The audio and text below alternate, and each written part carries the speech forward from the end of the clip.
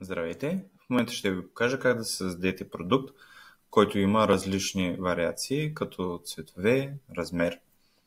Идвате на магазин, след което на продукти, създай продукт, избираме физически продукт, тук някакво име, създаваме цена, след което слизаме малко по-надолу, ето тук Variations, даваме на Edit, добави, да кажем размер, пишете различни, L, разделя се с запетаите и автоматично излизат отгоре, M, S, така нататък.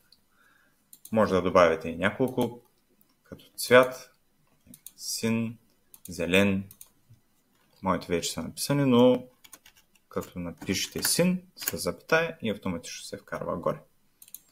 Давате запис и сте готови.